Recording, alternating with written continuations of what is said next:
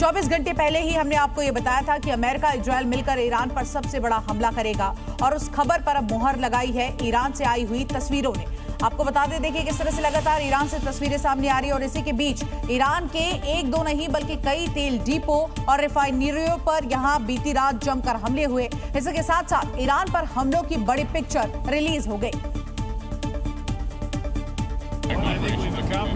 क्योंकि खुद ट्रंप ने कहा था कि शनिवार की रात ईरान के लिए कयामत की रात होने वाली है और बयान के बाद ईरान पर कहर बरपने लगा। यूएस और इजरायली हमलों का टारगेट ईरान की लाइफलाइन माने जाने वाले तेल डिपो और ऊर्जा बुनियादी ढांचे बन गए और उसके बाद क्या मंजर था वो इन तस्वीरों से समझा जा सकता है। एक के बाद एक हमलों की गूंज पूरे तेहरान में सुनाई दी है। दूर से ही आग की ऊंची ऊंची लपटें और धुएं का गुबार दिखाई दिया। दावा यह है कि दक्षिणी तेहरान से लेकर पश्चिम के शहरान तेल डिपो को टारगेट किया गया। धमाकों की आवाज कई किलोमीटर दूर तक सुनाई दी। वहीं अब तेल डिपो से फैलती हुई ये आग के साथ आगे बढ़ती जा रही है, जो कि टेंशन बढ़ा रही है। अमेरिका इजराइल ने ईरान की लाइफलाइन माने जाने वाले तेल डिपो पर हमला कर दिया है, यानी वो रक्षा क्षेत्र से उसे कमजोर कर ही रहा है तो बुनियादी ढांचों को भी तबाह कर रहा है, ताकि ईरान को अब तक वॉर में मजबूती के साथ खड़ा है उसे गिराया जा सके। इन हमलों को ईरान की इकोनॉमी और सैन्य क्षमता की कमर तोड़ने की रणनीति के तौर पर भी देखा जा रहा है।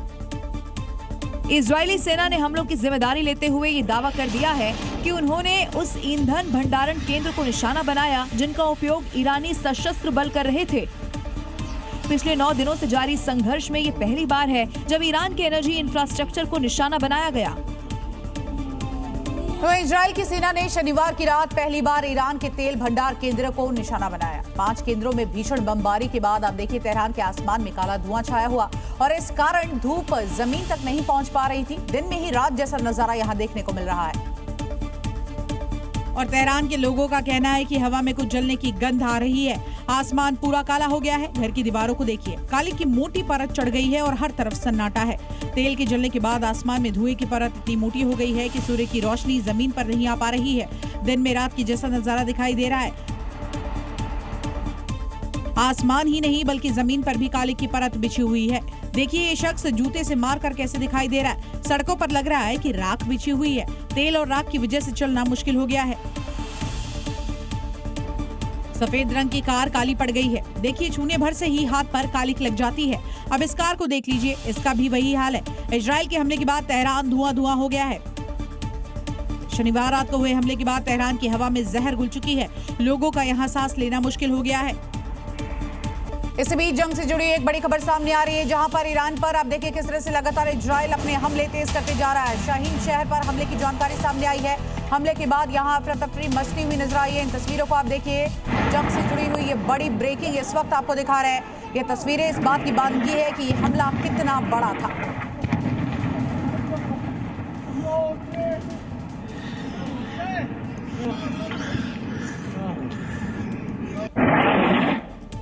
तो ये मिडिल ईस्ट में तनाव चरम पर पहुंचने के साथ ही ईरान एक बड़े राजनीतिक और सैन्य संकट के मुहाने पर आ खड़ा हुआ है। Supreme leader Ayatollah Ali Khamenei जो है, उनकी मौत के बाद आप देखिए नए सुप्रीम लीडर के चुने जाने की प्रक्रिया जारी है।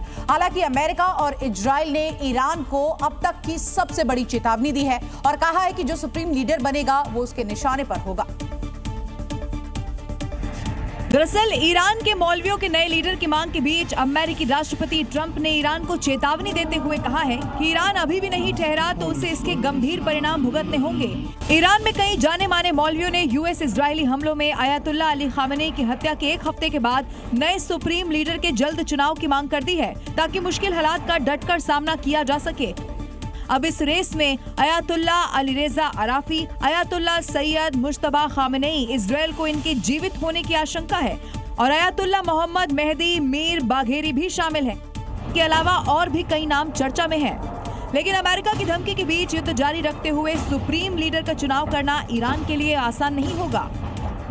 तो अमेरिका इजराइल से युद्ध के बीच ईरान खाड़ी देशों पर हमला कर रहा है। इसे लेकर 24 घंटे पहले ईरानी राष्ट्रपति पजेश्कियन ने माफी मांगी थी, लेकिन अब देखिए उनकी ये माफी पड़ोसी देशों पर किस तरह से भारी पड़ रही है, क्योंकि ईरान अभी भी उन देशों पर लगातार हमले कर रहा है। जिसके बाद ईरान की ओर से आए ड्रोन और मिसाइलों को सऊदी अरब, कुवैत और यूएई में इंटरसेप्ट किया गया। यानी कि पजेश्कियन की वो माफी सिर्फ एक धोखा था। हालांकि ईरानी प्रेसिडेंट का कहना है कि वो सिर्फ उन देशों में मौजूद अमेरिका के सैन्य बेस पर हमला कर रहा है, लेकिन तस्वीरें कुछ और ही गवाही दे रही है, क्योंकि चाहे बात बहरीन की हो या फिर कुवैत की या फिर इरबिल की, ईरानी ड्रोन और मिसाइलें तबाही मचाए हुए हैं। लगातार हो रहे हमलों के बाद अब देखिए अरब देशों ने भी ईरान को आंखें दिखाना शुरू कर दिया है और दावा है कि वो ईरान को चेतावनी दे रहे हैं कि उन पर हमला रोक दिया जाए।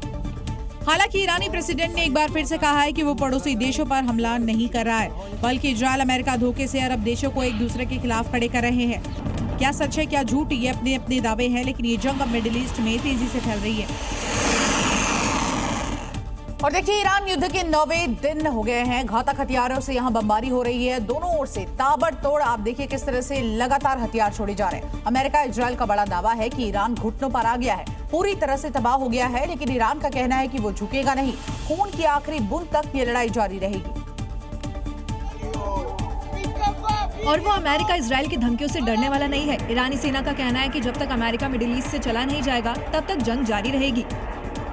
इस युद्ध में ट्रंप अपनी वाहवाही खूब कर रहे हैं। दावा तो ईरान की नेवी और एयरफोर्स को पूरी तरह से तबाह करने का कर रहे हैं, लेकिन ईरानी रिवॉल्यूशनरी गार्ड्स का कहना है कि अभी तक उसके तरकश में एक से बढ़कर एक तीर है। वो 6 महीने तक इस युद्ध में टिका रहेगा। मतलब साफ है कि अब इस युद्ध का अंत तुरंत नहीं दिख रहा है। ईरान न सरेंडर करेगा, न युद्ध में पीठ दिखाएगा। अमेरिका इजरायल को मुंहतोड़ जवाब देगा।